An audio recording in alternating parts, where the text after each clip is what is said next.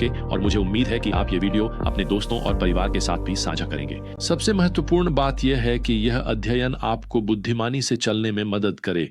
एक बार फिर धन्यवाद।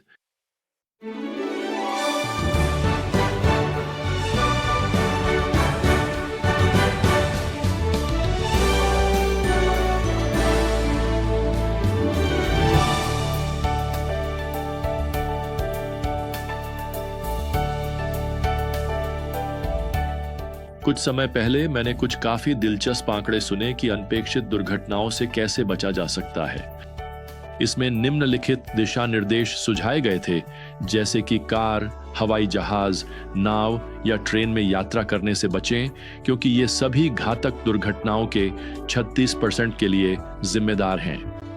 दूसरे शब्दों में मेरा मतलब है, शायद आपको पैदल चलना चाहिए, लेकिन पैदल भी मत चलिए, क्योंकि सभी घातक दुर्घटनाओं में से 14% पैदल यात्रियों के साथ होती हैं। आप कहेंगे, ठीक है, मैं तो कहीं जाऊंगा ही नहीं, लेकिन घर पर भी मत रहिए, क्योंकि सभी घातक दुर्घटनाओं में से 17% घर में होती हैं। तो फिर आप कहां जा सकते हैं? अस्पताल भी मत जाइए, क्योंकि वहीं 32% मौतें होती हैं। इस शोधकर्ता ने कहा कि केवल आधा प्रतिशत मौतें रविवार को चर्च में होती हैं, इसलिए सबसे सुरक्षित जगह चर्च है। खैर, मुझे इस शोध पर ज्यादा भरोसा नहीं है। लगता है कि यह किसी पादरी ने बनाया है, लेकिन सच्चाई तो साफ है ना? जिंदगी जोखिमों, छोटों और अनपेक्षित समस्याओं से भरी हुई है। अब सतर्क रहने या अनपेक्षित के लिए तैयारी करने में कोई बुराई नहीं है। सवाल यह है कि क्या हम उस चीज के लिए तैयारी कर रहे हैं जिसकी हमें सच में उम्मीद करनी चाहिए, जो निश्चित रूप से होने वाली है। तो जैसे ही हम आज द्वितीय तीमुथियुस के 3 अध्याय में प्रवेश करते हैं, पौलुस कुछ निश्चितताओं की ओर इशारा करता है जिनके लिए हम सभी तैयारी कर सकते हैं। ये निश्चितताएं तीमुथियुस के भविष्य के लिए हैं, लेकिन हमारे लिए भी। वह हमें यह भी बताएंगे कि आने वाले समय के लिए खुद को कैसे तैयार करें। अब द्वितीय तीमुथियुस 3 के पहले भाग में हमें तैयार रहने के लिए कहा गया है, क्योंकि बुरे दिन आने वाले हैं। पौलुस यहां तीमुथियुस को पहले पद में लिखते हैं, परंतु यह जान ले कि अंतिम दिनों में कठिन समय आएंगे।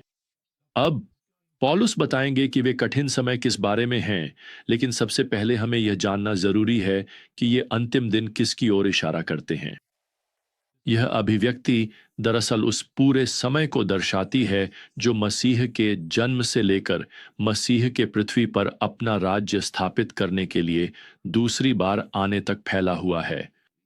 तो इसका मतलब तकनीकी रूप से यह है कि नया नियम पहले शताब्दी के मसीहियों को अंतिम दिनों में जीते हुए मानता है। इसी तरह आप और मैं भी खुद को अंतिम दिनों में जीता हुआ मान सकते हैं। प्रियजनों, अंतिम दिन अब 2000 साल से चल रहे हैं और अभी भी जारी हैं। तो जब पौलुस यहां इस पद में इन कठिन समयों के बारे में लिखते हैं, तो वे बहुवचन का प्रयोग करते हैं, जिससे यह संकेत मिलता है कि इन अंतिम दिनों में कई ऐसे काल या ऋतुएं होंगी जब मसीहियों को पहले या बाद की तुलना में अधिक कठिनाई का सामना करना पड़ेगा। तो जबकि तीमुथियुस पहले से ही अंतिम दिनों में जी रहा था, वह कठिनाई की तीव्रता में वृद्धि एक संकट के समय की अपेक्षा कर सकता था। अब दूसरे पद में पौलुस इस बुराइयों की एक लंबी सूची शुरू करते हैं जो इन कठिन समयों में लोगों की विशेषता बनने वाली है। आप खुद से यह पूछ सकते हैं कि क्या आप ऐसे समय में जी रहे हैं जब इन विशेषताओं की तीव्रता आपके चारों ओर और अधिक स्पष्ट रूप से दिखाई देने लगी है।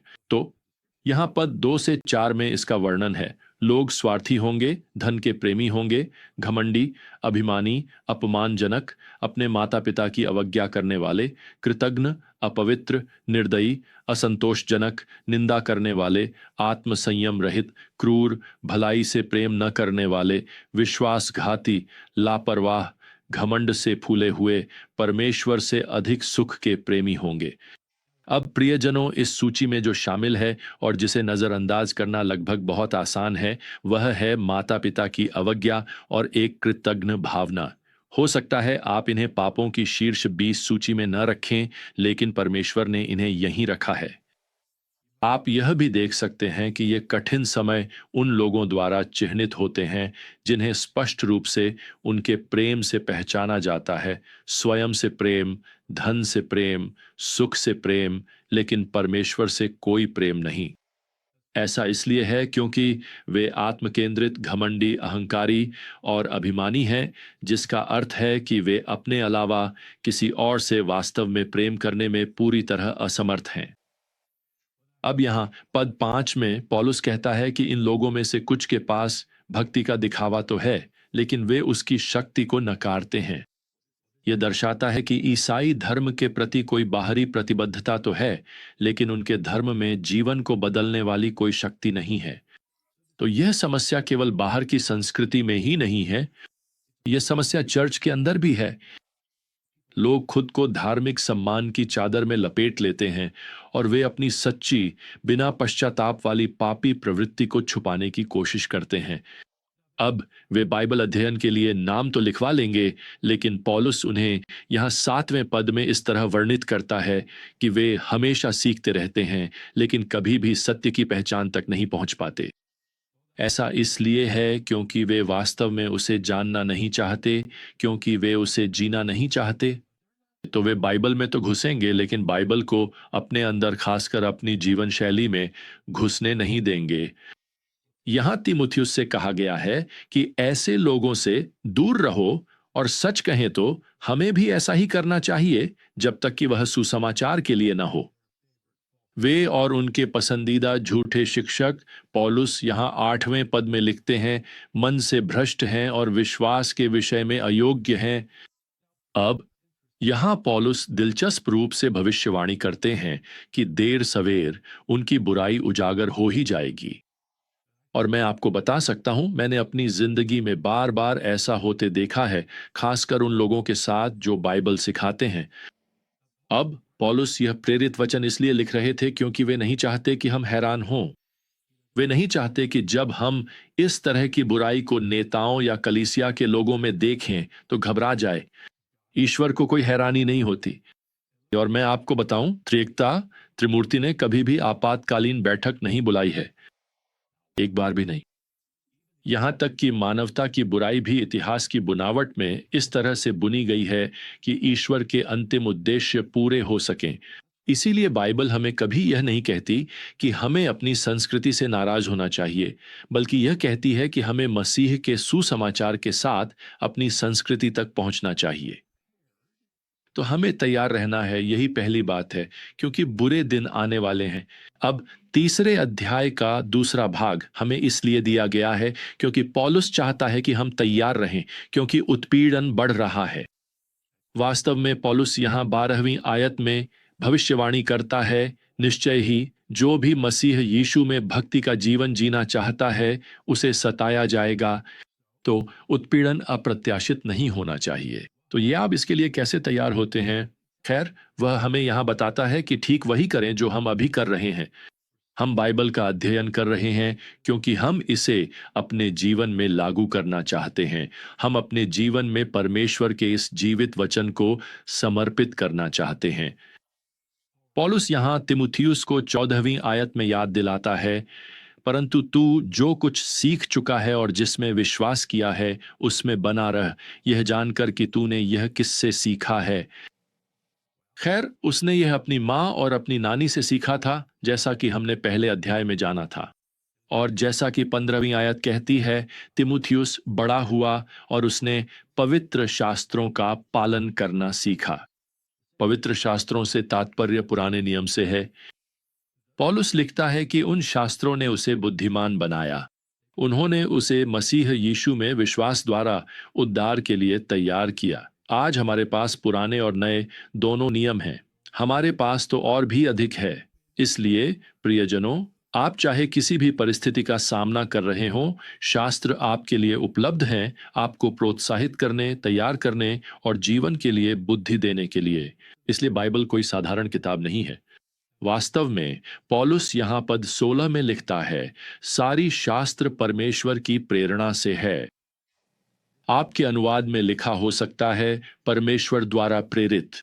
यह शब्द शाब्दिक रूप से परमेश्वर द्वारा फूंका गया अर्थ रखता है।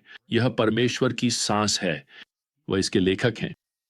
अब चूंकि पौलुस पुराने नियम का उल्लेख कर रहा है, वह कह रहा है कि उस समय उसके और तीमुथियुस के पास जो भी शास्त्र थे वे विश्वासियों को तैयार करने में सक्षम थे। अब जब पौलुस कहता है सारी शास्त्र परमेश्वर की प्रेरणा से है या परमेश्वर द्वारा फूंकी गई है, तो यहाँ शास्त्र के लिए जो शब्द है वह एक ऐसा शब्द है जिसे बाद में नए नियम के शास्त्रों पर भी लागू किया जाएगा। और हम इसे देखेंगे कि पतरस ने 2 पतरस 3:16 में क्या लिखा है में। लेकिन यहाँ मुख्य बात यह है, बाइबल सीधे परमेश्वर से आती है। तो फिर प्रेरणा काम कैसे करती है? एक धर्मशास्त्री ने इसे इस तरह समझाया है, परमेश्वर के वचन मनुष्यों के माध्यम से दिए गए, जिन्हें पवित्र आत्मा ने निर्देशित किया ताकि उनकी लिखी बातें त्रुटि रहित हों। और यहाँ एक अच्छी खबर है, क्योंकि बाइबल परमेश्वर से आती है और उन्होंने इसे बिना किसी त्रुटि के दिया है, क्योंकि वह सब कुछ जानते हैं। पौलुस यहाँ पद 16 में लिख सकते हैं कि इसलिए बाइबल शिक्षा, ताड़ना, सुधार और धार्मिकता में प्रशिक्षण के लिए लाभकारी है, ताकि परमेश्वर का जन, जिसमें हर विश्वासी शामिल है, योग्य बन सके और हर अच्छे काम के लिए तैयार हो सके। मुझे इस अंश को इस तरह से 4 तरीकों में बांटना पसंद है जिनमें बाइबल लाभकारी है। यह शिक्षा के लिए लाभकारी है, यह हमें बताती है कि क्या सही है। यह ताड़ना के लिए लाभकारी है, यह हमें बताती है कि क्या गलत है। बाइबल सुधार के लिए लाभकारी है, यह हमें बताती है कि सही कैसे हो। और अंत में यह धार्मिकता में प्रशिक्षण के लिए लाभकारी है, अर्थात यह हमें तैयार करती है, यह हमें बताती है कि सही जीवन कैसे जिएं। तो प्रियजनों, मैं आपको बताना चाहता हूं, मसीहियों के लिए सवाल कभी यह नहीं होता कि बाइबल क्यों पढ़ें, बल्कि यह होता है हम इसे पढ़े बिना कैसे रह सकते हैं। प्रियजनों, यदि आपका परमेश्वर के वचन के साथ केवल सतही संबंध है, तो आप कभी भी परमेश्वर के साथ गहरा संबंध नहीं बना सकते। आइए हम कभी भी बाइबल को हल्के में न लें। आइए इसे एक उपहार की तरह माने, क्योंकि यह सचमुच एक उपहार है। यह परमेश्वर की सांस, परमेश्वर के हृदय से मिला हुआ उपहार है। तो जब तक हम फिर से अपनी ज्ञान यात्रा पर रवाना नहीं होते, प्रभु यीशु मसीह की अनुग्रह, परमेश्वर का प्रेम और पवित्र आत्मा की संगति आप सभी के साथ बनी रहे। आमीन।